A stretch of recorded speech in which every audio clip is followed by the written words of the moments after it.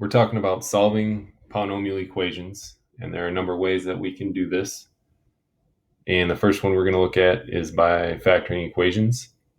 And just like we worked with quadratic equations, we can apply the zero product property to solve higher degree polynomial equations if they are factorable. And as we look at this first polynomial here, we see that it's a trinomial and each one has t squared, and each one also has a 4 that we can factor out. So I'm going to take a 4t squared out. That's going to leave us with t to the 4th minus 5t squared plus 6. At this point, we have it in quadratic form where the lead degree is twice the middle degree, and then we have a constant at the end.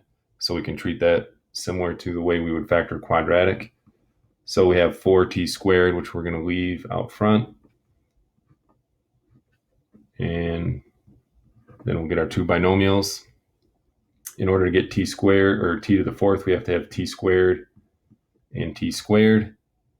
And in order to get two numbers that multiply to positive 6 and add to negative 5, it's 2 and 3, and they both have to be negative. Now we have three different things multiplied together, and so we can set each one of these equal to 0 for the zero product property. And so the first one, we're going to have 4t squared equals 0. And if we substitute 0 in here, 0 squared is 0. 0 times 4 is still 0. So in this case, we'll have t is equal to 0. And this one is going to be a multiplicity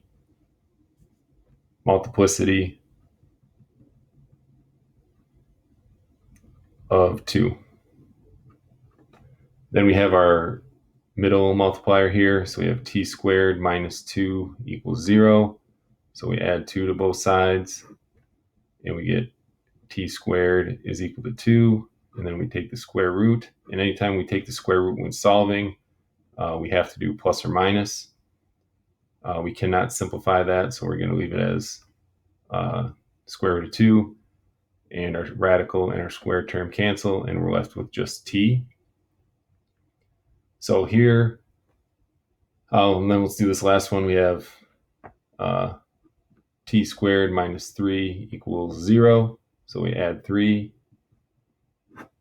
and we get t squared is equal to 3. And then we take the square root. So our square and our square root cancel, and we're left with t equals. Anytime we solve, we have to include the plus or minus. So here we have two zeros, multiplicity of 0, so it happens twice. Here we have two zeros, plus and minus the square root of 2, and here we have two zeros. Our highest degree is 6, so we expect that we should have 6 zeros. So t is equal to negative square root of 3, negative square root of 2. We have a multiplicity of 2 at 0. Then we have positive square root of 2 and positive square root of 3. And those are the solutions for this. And if we look at our graph, we can see that this is an even degree. So we're going to start high, even degree polynomial with a positive coefficient. So we're going to start high, we're going to come down, and we can see that our zeros are negative 7 are 1.732, negative 1.414, a double root at 0. So we're all set, and that's where we have it come down and touch and stop. It doesn't actually cross, and the other two spots where it crosses there.